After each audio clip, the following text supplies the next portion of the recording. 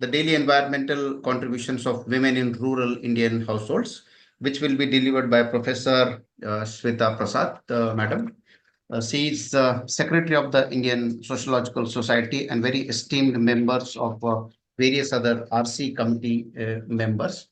So before we go into the details, I would like to go through her brief CV, uh, so that maybe we will be well versed with what all things that Madam has been doing so far. She is a professor at the Department of Sociology, Faculty of Sciences, Banaras Hindu University, Varanasi. Presently, she is secretary of ISS. Prior to that, she was a managing committee of the Indian Sociological Society. She has been convener of gender studies of the ISS from 2015 to 2017. And she is very, very active member of the various research committees, editorial committees, and she is author of many books, dozens of books, articles, and the research awardees, also University Grant Commission, New Delhi. Plus, she has completed 4 projects independently, okay, with the Bill and Melinda Gates Foundation, World Bank, USAID, and UGC as well. She is actively engaged in research in the areas of gender, environment, and climate change, globalization, gender, violence against women, etc., etc. Professor Prasad has done a lot of projects on consultancy also from the Gale India Foundation.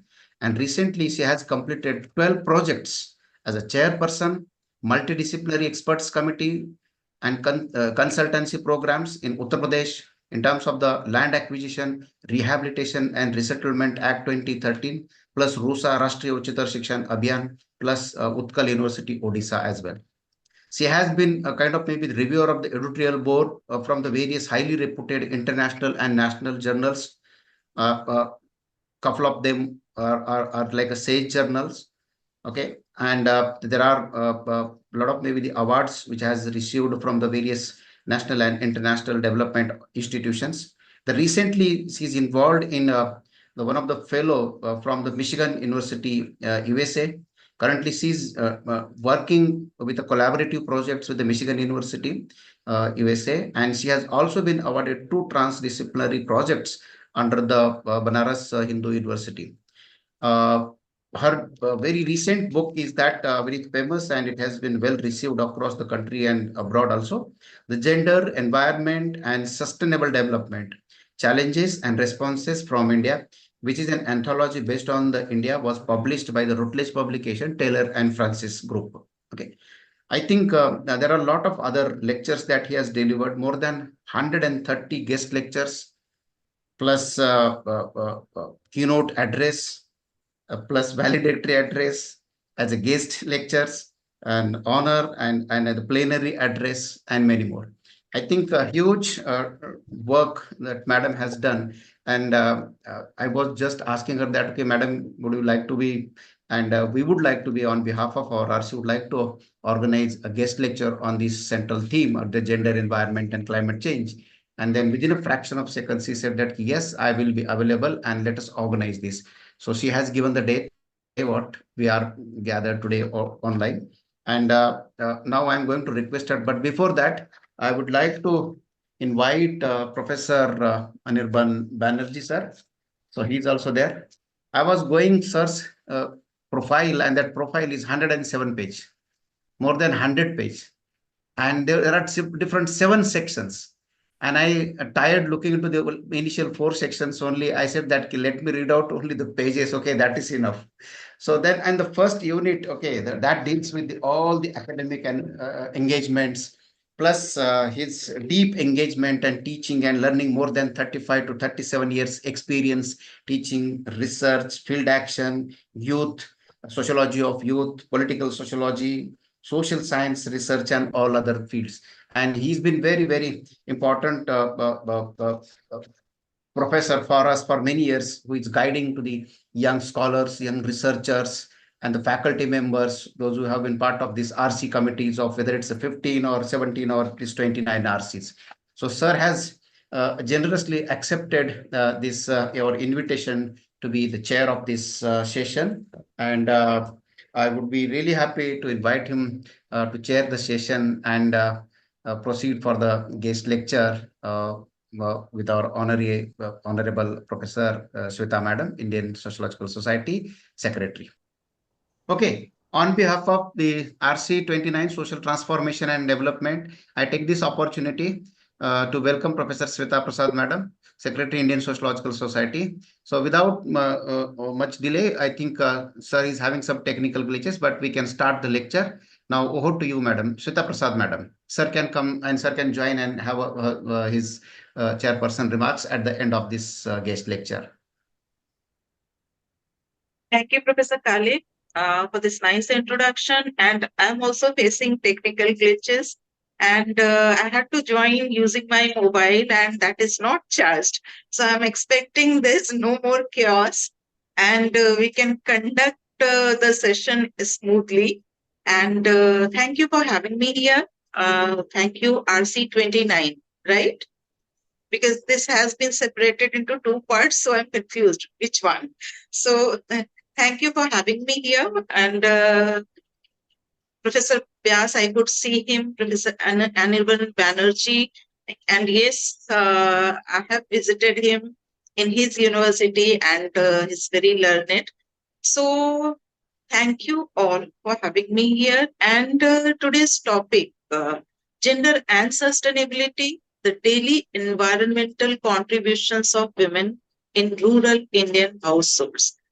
Why I decided to speak on something that we already know, because we generally have, most of us have shifted to urban centers, urban areas, and the practices which we used to follow in rural areas or whenever we go to rural area.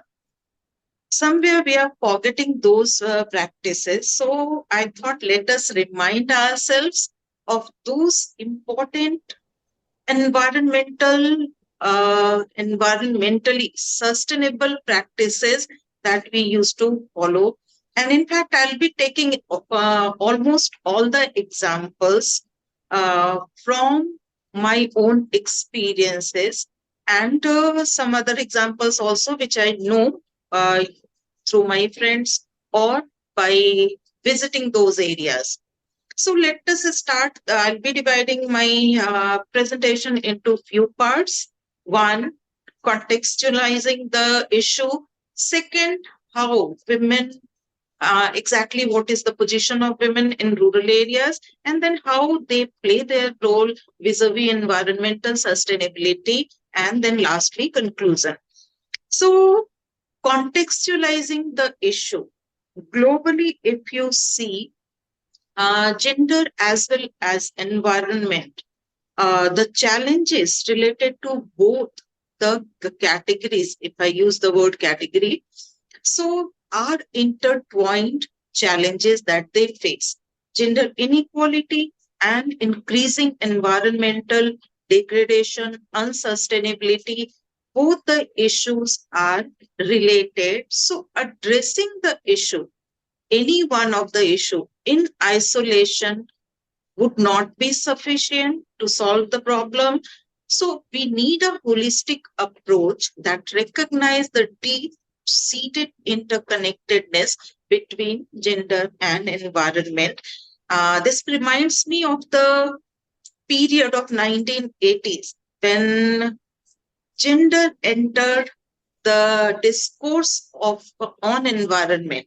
Before that, we were treating it as homogeneous category. Men and women all were treated homogeneously.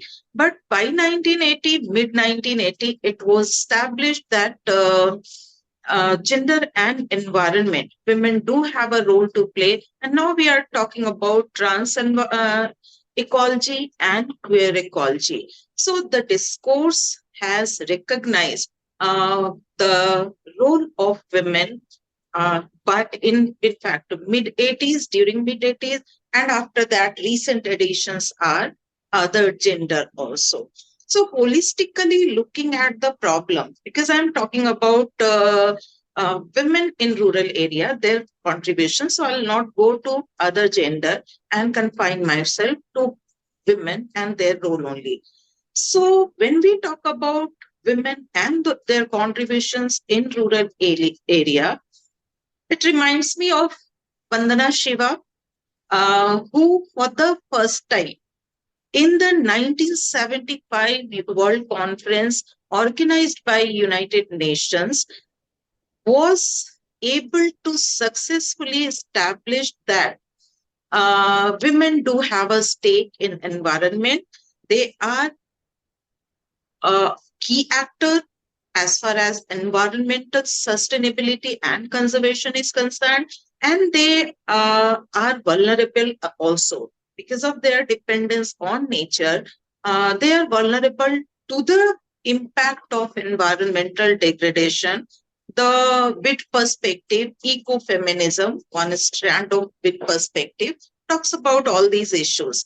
So, when we talk about women and environment, especially in the context of rural areas, uh, in fact, significant proportion of women in rural areas depend on natural resources for their livelihood and for all other needs, household needs, community needs, foods need, and energy needs. All these needs are fulfilled by women or met by women while they are dependent on environment for meeting all these needs. So they have a close connection, which has been criticized also, especially by those who, Bina Agrawal, her criticism is the immediate one.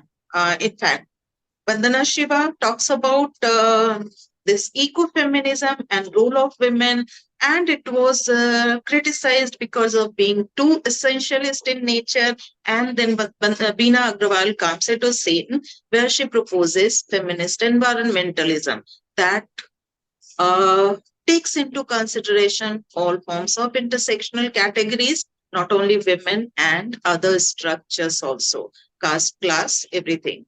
So the discourse is moving forward, but we are not talking about the discourse here, but what role women play. And in between, since we are talking about contextualizing the issue, I'm speaking about all this.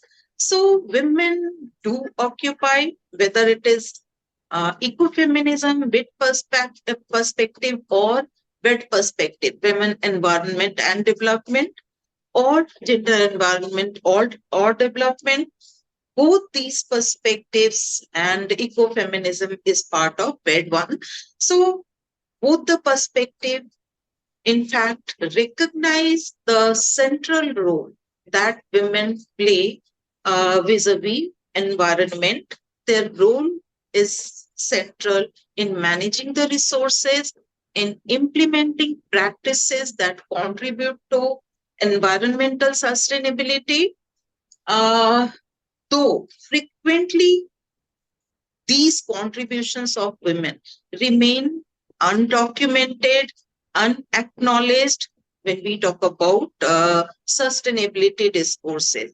Though we now have started accepting the role that women are playing in ensuring a sustainable future in their own little way. So, the oversight which was there, yes, it has impacted, but let us not uh, go to that area because we'll be taking multiple examples from different parts of the country, how women are contributing to sustainable development or how their carriers of sustainability in India in rural areas. So globally, we see that there is a growing recognition of the intricate link between gender, women, in fact, equality and achievement of sustainable development goal. We know that all the 17 sustainable development goals have been integrated to gender equality following the principle of leaving no one behind. So gender equality becomes crucial for not only sustainability, which they practice, but also for sustainable development goals. If we look at researches, they increasingly identify women as key environmental stewards that I was talking about right now, particularly in developing countries, because both Vandana Shiva and Beena Agrawal, they have talked about third world countries and taken examples from world country. So the traditional role of women in managing the natural resources uh, place them as someone who has a key role in ensuring sustainability also.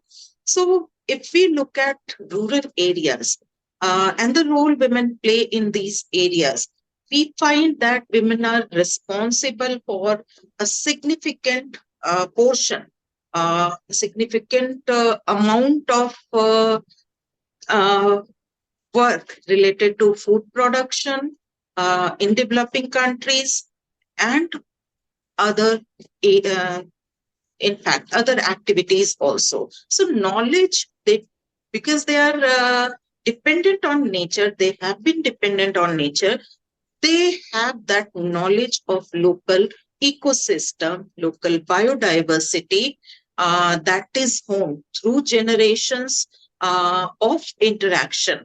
Uh, each generation interacts with the other one, and as we know, the culture is transferred by from one generation to other by interaction. And this culture of maintaining or practicing environmental sustainability is also transferred across generations in rural areas. So they know how they can manage or how what is sustainable, what is not. And because of their experience, they are in a position to practice all those things that are sustainable in nature, ensuring sustainability in long range.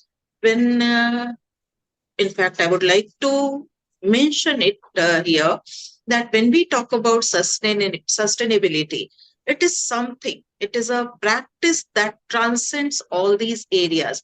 Though here we are talking about sustainability only in the context of environment, but when we talk about sustainability, we have to keep it in mind that sustainability is much more than uh, something that can be confined to one or two areas. It's a philosophy that we all have to practice in all areas of life. So, women and their role, their knowledge about the ecosystem, biodiversity, and due to interaction between generations, all these make them competent conservationist uh, environment. They can conserve, they have that knowledge. So the linkages between women's role as carriers of nature, carers, I would say, of nature. Women have been portrayed as someone who cares about nature, uh, places somewhere this responsibility for environmental conservation disproportionately on women. Uh, that is somewhere we have to be aware of that. Uh, Recognizing or labeling, whether it is a positive labeling in sociology, we mostly talk about other kind of labeling, but if we label someone in any way, uh, it increases the burden, and the burden of women also gets increases when we term them as sustainability savior, of someone who cares about the environment. So we have to be careful about all these issues, and moving forward, we have to take care of the trans ecology and queer ecology as well, and how they can contribute to environmental sustainability or sustainability in general, uh, though we are talking in terms of environment. So now coming to the second section, that is women in rural India. Uh, Let us understand we all are from rural areas. We all have been to rural areas. Maybe the next generation may wonder, some of them may wonder how rural area looks like, where crops are grown and what kind of crops are these. So they might have problem in recognize those things. But our generation knows what kind of rural areas are, what is the facilities, what are the gender norms and roles there. So rural India, when we talk about rural India, we know that it is characterized by uh, patriarchy and a patriarchal socialist structure that significantly shapes gender roles and expectations from gender, the responsibilities that they carry out. All these are shaped by patriarchy in rural areas. In fact, not only in rural areas, in urban areas, also patriarchy shapes gender roles, and we are aware of that. Even in matriarchal societies, somewhere patriarchy is taking over. So I can see persons waiting. If you permit, I can admit them also. So, coming to again back to the topic, in fact, rural area is patriarchal, urban areas are also patriarchal, but we are talking here only about rural areas. So the patriarchal system shapes gender roles, gender norms, and what are the expectations from women. So there are in rural areas traditionally we see a very clear cut division of labor where men are mostly recognized as breadwinners, as farmers, as someone who takes care of the instrumental roles mostly. If we talk in terms of parsons, uh, men are the ones who take care of the instrument or plays instrumental roles, be it in rural areas or in urban areas, and women play expressive roles. But when we look at gender and environment, the question that comes to my mind is it true? Do women only play expressive role in rural areas or even in urban areas? Because if we look at the roles that women play in rural areas, those roles are equally instrumental. In fact, instrumental as well, not only expressive. Like they are also farmers, though they don't recognize themselves as farmers, but they do play a role in agriculture. They manage all the household activities, domestic chores, and caregiving active responsibilities. All these are on the soldiers of women, on the shoulders of women. So these roles, that multiple roles that women play in rural areas, we have to keep that in mind. They have to juggle housework with agricultural work, with maybe animal husbandry also, and crop production and all other things that they can share their responsibility with. So traditional responsibilities held by women in Indian rural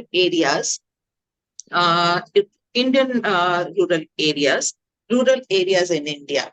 Let us not stuck on India, or because most of the rural areas of the South, global South, uh, are similar. We can say to a great extent, not completely. So traditional responsibilities held by women in rural areas place them at the forefront of resource management. Their daily tasks of procuring water, ensuring food security, and collecting fuel, uh, in fact, have all these have cultivated an intimate knowledge of local ecosystem and availability of the resources in that particular area. So women are aware about all these things.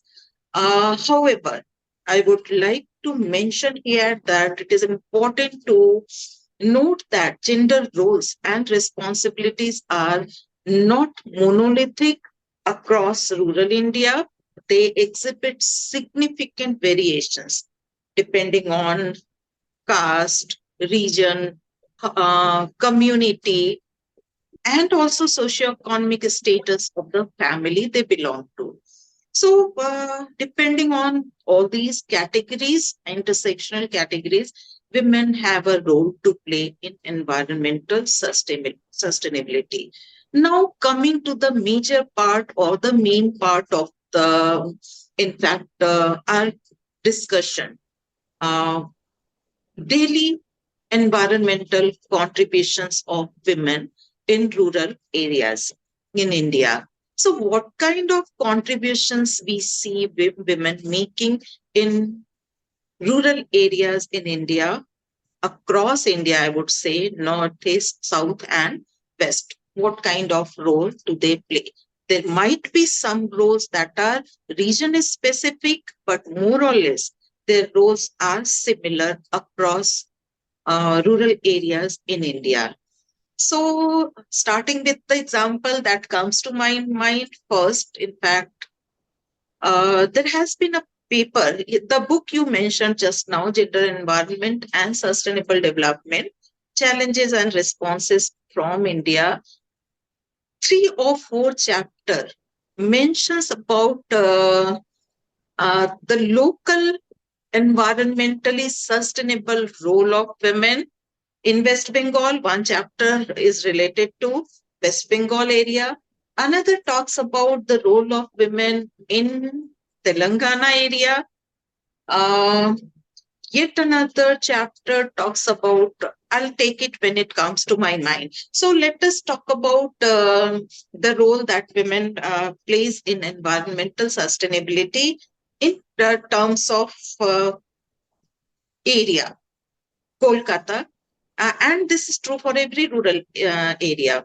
Uh, in Purulia region, the author writes, the contributor, that in Purulia region, uh, women, in fact, they maintain kitchen garden, and this is true for all areas, even in urban areas. And if we have large land around our home, we do practice kitchen gardening. So, kitchen garden as one of the practice. What happens when you uh, have your own kitchen garden? The area around it, the kitchen garden area, it not only provides you or meets the nutritional need of the family, but it also provides you with the improved air quality, reduced carbon emission, reduced greenhouse gases, and sometimes many medicinal plants are also there in our kitchen garden. These kitchen gardens somewhere act as uh, carbon sinks that sequestrate carbon emission and provides a kind of environment that is sustainable in the long range. So, worshipping many trees and plants that is found in many parts of the world, not only in India. We worship Tulsi plant, we worship people tree, burger tree, all these trees are worshipped. And if you look at the role these trees play, coming to Tulsi first, because burger than people uh, will go general if we talk about them. Tulsi, which is there in every household, and every woman in rural area who belongs to Hindu family, after taking bath, one thing that she does is to give water to Tulsi, jal chadhana. Tulsi ko jal dena. That is a part of ritual that every woman in rural area practice. And tulsi plant, we know about the medicinal value of tulsi plant. So the environment, if you religion that the Khaim has already talked about uh, among Arunta tribe has, in fact, we all know all this. Let us not talk about how it has origin in small things like pebbles, environment, plants, and all these things. So this thing is there in rural India also, where women worship tulsi trees also, tulsi plants. And all these, this plant is also known for its uh, maintaining the needs of the household, maintaining sometime the health needs. Also, it supplies. Tulsi plant is has medicinal value, and it takes care of the health needs of the family members also. Besides providing uh, sustainability of the environment, there are practices. I was talking about Telangana. Let us take Telangana practice, uh, where women in Telangana region, though there are many practices in Telangana region, I'll come to those practices later. But as I'm talking about the book, women in rural areas in Telangana region have revived a practice where they are going for cultivation. They are forming a group and they are going for group cultivation. This practice has existed in Telangana region since years, but people of Telangana had forgotten this practice during Corona period when it was difficult to get employment. Women came together, they started group farming and earned money also. So they are not only maintaining the traditional role, but uh, generating income also using uh, environmentally sustainable practices. Wastes. We all know that kitchen waste can be used as compost, and women do that also, especially if they have kitchen garden.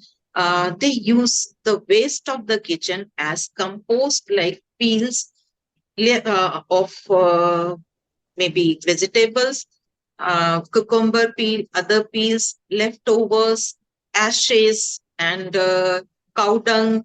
All these things are used as compost by women in home gardening. So these things are practiced in rural areas. Somewhere reuse and recycle is the principle that women follow in rural areas. So coming to clothes, I remember when we were child. Now I don't see this practice even in Varanasi. That is regarded as traditional city. That means many roles that we used to perform or follow many practices in rural areas are practiced in Varanasi.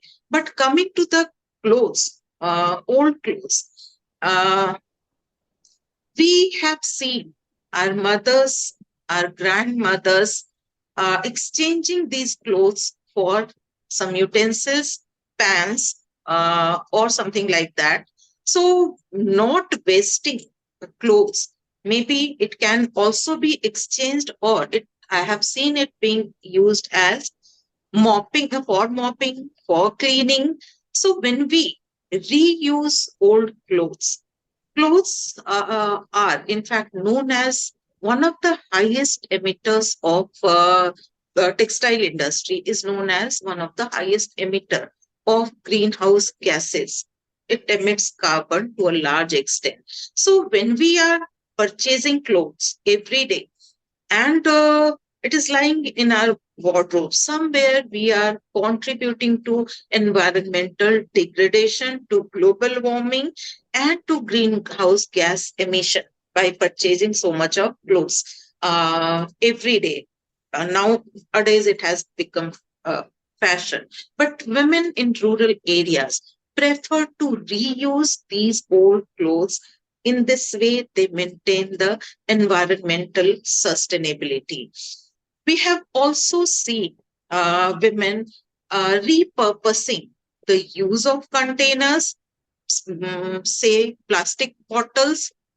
If it is a water bottle, it may be used for carrying kerosene oil or something else. So, plastic bottles, jars, old tins, uh, in fact, they can be and they are used for reuse, for storing, for things for plantation also, and even for watering purposes.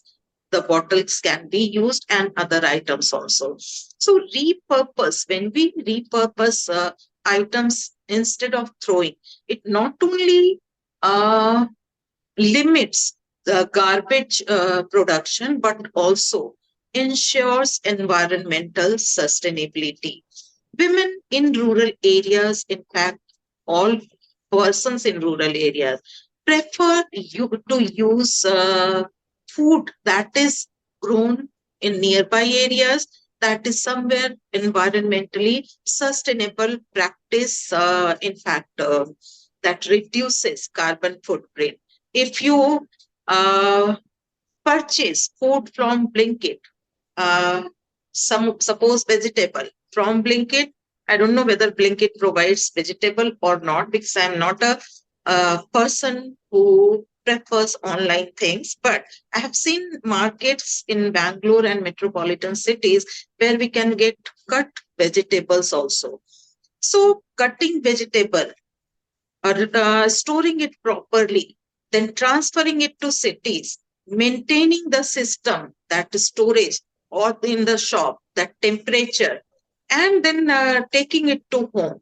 This entire chain somewhere uh, generates large amount and huge amount of carbon dioxide in the process.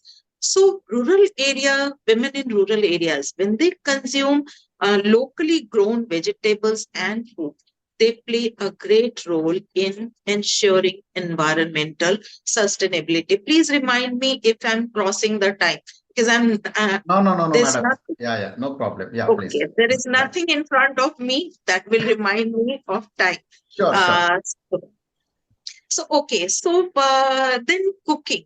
Uh, cooking in rural areas, women generally use uh, wood, cow dung, for cooking purposes. And I would not say that it is environmentally sustainable because it affects the environment negatively and the health of women is also negatively impacted. But yes, if they have this issue of not getting clean energy, uh, that we now see that has been provided with to them through Ujjwala scheme, but Ujjwala scheme has its own problem, and some of the researches conducted under me speaks about issues related to Ujjwala. So let us not discuss this issue of how women cook because whatever method they use for cooking, they yes.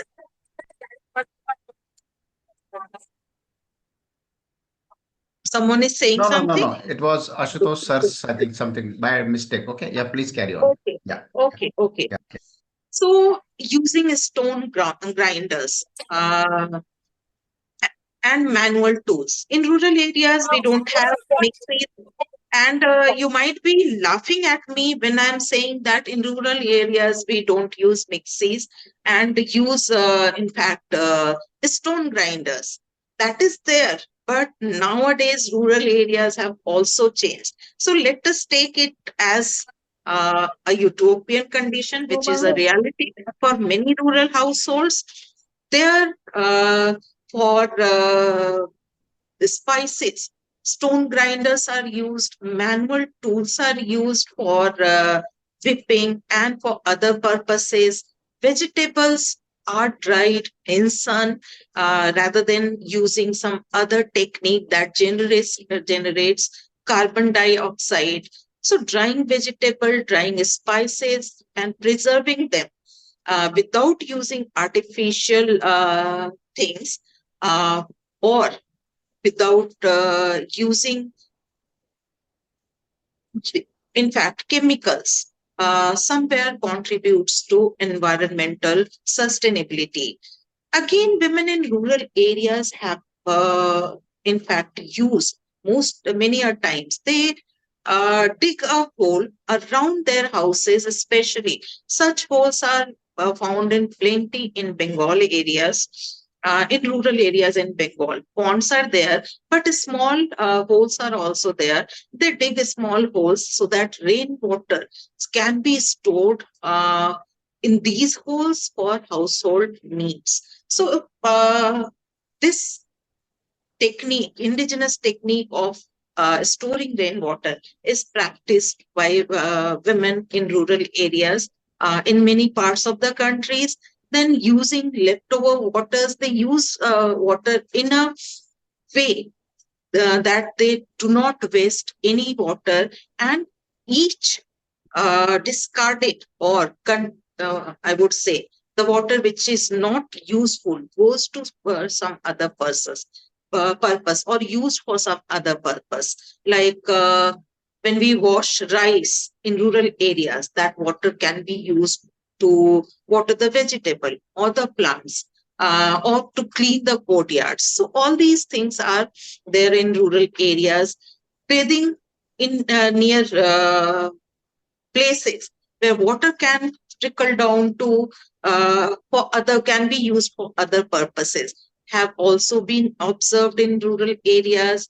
Seed, women are known as preservers of seed and sharing these seeds. Traditionally, they are know the technique. Especially, we talk about if we talk about women in Bangladesh, they have that particular technique to preserve their seeds during floods also, using large earthen pot and applying some kind of indigenous uh, solution on these pots, and using floating beds. All these techniques women use in Bangladesh. Then mixed cropping and intercropping, that are techniques for adaptation in agriculture. Women are known for practicing these techniques also. And in rural areas, we generally, especially if we talk about earlier times, or mostly now also, bicycle is used instead of cars or other vehicles that in fact emit carbon dioxide. I don't know, you may say, raise question, which rural area am I talking about, but there are many areas where still bicycle is being used. They prefer to walk because they don't have anything. So all these techniques are adopted by women. Using cloth bags. This is a practice that we are adopting now in urban areas, that women have always practiced in rural areas. Using clay pots for cooling water instead of refrigeration, or keeping fridge. So this is a technique that we also have started practicing in urban areas because of the harmful effects of cold water. Especially as we age, we prefer to use water from these pots, clay pots, rather than from fridge. So earthen pots are used for cooling water, that energy saves energy that we use in refrigerator. So oil lamps, diyas, lanterns, all these things that women use for electricity in rural areas are also to a great extent environmental friendly, though they might generate little amount of carbon dioxide also. Then women are also known for naturally using natural cleaning agents instead of using soaps. they might use for cleaning, ashes, mud, or lime for washing. As shampoo, multani mitti can be used. The soil, multani soil, can be used. That can be applied on face also by women. Raw milk, the milk that has not been boiled, turmeric powder, all these things are used by women in rural areas for self-care needs instead of using chemical products, chemical based creams. So cosmetic for cosmetic purposes. So all these things are there that women practice in rural areas. Uh, there is there has been one incident in Delhi where one of the principal of a college, in fact, used this cow dung to reduce temperature. Yes, such techniques, I don't know what to say about this incident particularly, but women in rural areas uh, do go for uh, this kind of plastering or applying uh, mud also, applying cow dung also. Cow dung is generally applied on the surface and muds are applied on the walls. So this technique is especially used in Rajasthan area by women when where they use cow dung also and lime also to coat floors and walls to maintain temperature. So that technique is there, and uh, using bajra husk as fuel. Again, it also generates some amount of carbon dioxide. So I would like to leave this, but this is the compulsion of women in rural areas. Coming to the Uttarakhand, uh, collecting, in fact, sal tree. Sal tree is known for women in Madhya Pradesh also, Uttarakhand also, and in Kolkata area also, West Bengal also. Sal tree is used for making uh, pattals. Instead of plastic plates that we use during parties, these naturally made pattals are gaining momentum because people are getting more and more environmental conscious. So women are responsible for making these plates in rural areas, in all these areas. Storing grains in traditional bamboo and wooden bins is also practiced by women to keep pests away. Neems, dried neem leaves are used to keep pests away from rice, maybe pulses. So, and even in our wardrobes also, I prefer to keep dried neem leaves instead of any other chemical product. So all these are practices that we have learned from uh, women in rural areas, our mothers, our grandmothers, masis. We all have been to rural areas, especially during summer vacations, and these techniques we learned by observing.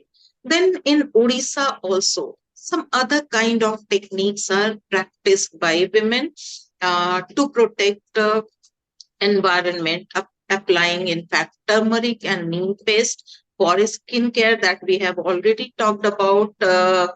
And in one more example from West Bengal, women make floating vegetable gardens in wetland areas. So, to protect the crop, in fact, Madhya Pradesh, Chhattisgarh, where they, in fact, for washing hair, Rita, Amla, and Shikakai, dried Rita, Amla, and Shikakai, we still use in urban areas also. And many products claim to use these things so and claim to be natural. So instead of going for these products, which takes a long route in manufacturing or making these shampoos or creams, and in the process generates carbon dioxide also. We can directly use uh, Rita Shikakai and whatever, third one. I'm forgetting the name. So all these things can be, I just use the name, but I forgot second time. So collection of mahua flowers, and I'm the one which used to this do this also. while playing collect mahua flower, tendu leaves, not for any other purpose or for sustainability, but for fun. We used to do this. So these flowers and leaves are used as oil for food purposes, for wrapping things. We now use plastics and foils, aluminum foils for wrapping things. Whereas we can use these natural leaves for wrapping things, which we do in South area, India mainly. They use banana leaf for serving food also and wrapping also many a times. So traditional herbal medicine. I remember when we used to play and got a little cut. I'll just run to a place where this flower tree, marigold flower tree, is there. Plants are there. I'll just take some leaves, rub it, and put it on the cut. We still do it. So, and it used to benefit us. These are all environmentally sustainable indigenous practices that women in rural areas still follow, and even we follow to a certain extent in urban areas. So all these things, should I stop and taking more Yeah, you can examples? conclude, madam. You can take one or two examples and conclude. Yeah, yeah, yeah. Okay, Yeah, yeah, okay. yeah, yeah. So maybe all these things are similar across nations. So maybe one or two.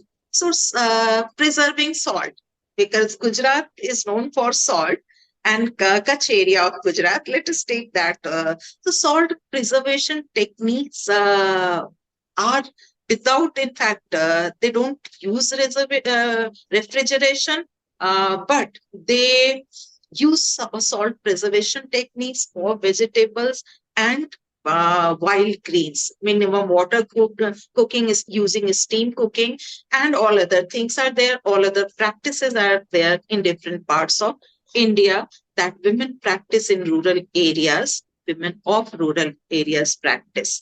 So there are many areas.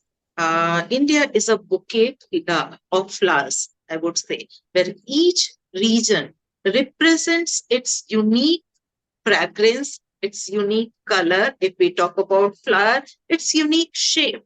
So if we make a bouquet of all these flowers, somewhere the practice of sustainability, we can survive through these global warming, and environmentally sustainable practices can be adopted in urban areas also, that we are talking about smart cities we are building that are somewhere environmentally sustainable. So gradually we are becoming environmentally aware, not only women in rural areas, but men also in urban areas, and women also in urban areas, all gender, even children are aware about what practices can be adopted to reduce greenhouse gas emission, to uh, ensure sustainability, and we can be hopeful that in near future, when I'm saying this, I'm myself not convinced that these practices can reverse the impact of the damage that we have already caused. But let us be hopeful and fingers crossed. Thank you. Yes, thank you. Thank you very much, madam. It was very nice and eye-opening kind of things that you have highlighted through your research across the country. And really, those practices which were quite independent, and women's involvement and their participation. But unfortunately, that was not recognized, as you started with the Veena Agarwal and Vandana Shiva statements and things like that. I think this is not just maybe a building certain things, but the creation and innovation and diversification of our own ways in which we are definitely we are having already the sustainability in its space and place also, right? And many of the scholars are now talking about like one of my students, okay, from comes from Sundarban area, and she has also highlighted that ecofeminism, okay, and the whole movement also in and around, and how women's contribution is really recognized or not recognized. Okay, that's very important. Or maybe yes, agriculture is a predominant, again, one of the important area, but unfortunately there is no recognition also that as recognition plus legal kind of maybe the claims and kind of maybe the entitlements is also equally important in many ways. Yeah, that's one of the justice and the areas of social justice and things can be discussed in some other occasion.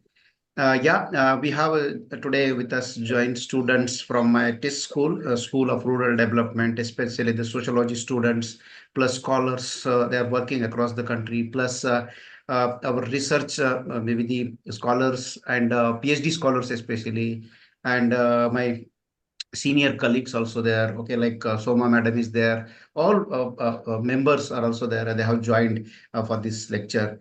Madam, can we take couple of questions and then we can invite chairperson to wrap up? Yeah. So can we take couple of questions if at all there from the audience, maybe the participants? Yeah, Sir, I please. would just like to say that whatever ma'am has said, since you mentioned my work in the Sundarbans, thank you for that. And whatever ma'am just discussed, I think I've seen um, all these things play out in the field. And for women, it's just regular practices that they have been maintaining over years in their household. But somehow, like you rightly mentioned, that they have not gained recognition for the same. And what can be done?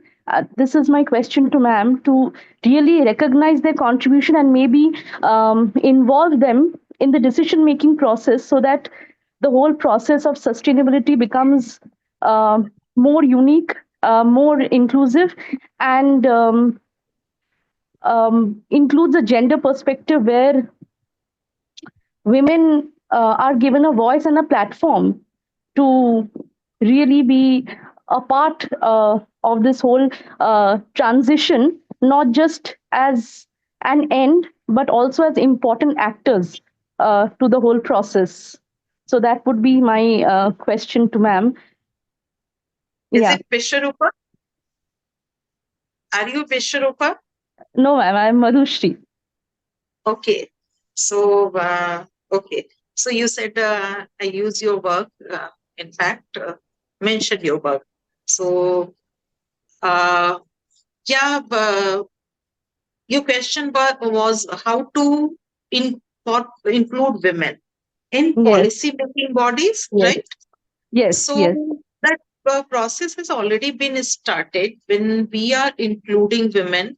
Uh, though they might not be having voice as Mm, strong as men have, but the process is already ongoing. And if you look at the grassroots level in panchayats, women are taking, especially if we talk about Uttar Pradesh. In Uttar Pradesh, in last panchayat elections, more than 50% women have joined, though they have only 33.33% of reservation.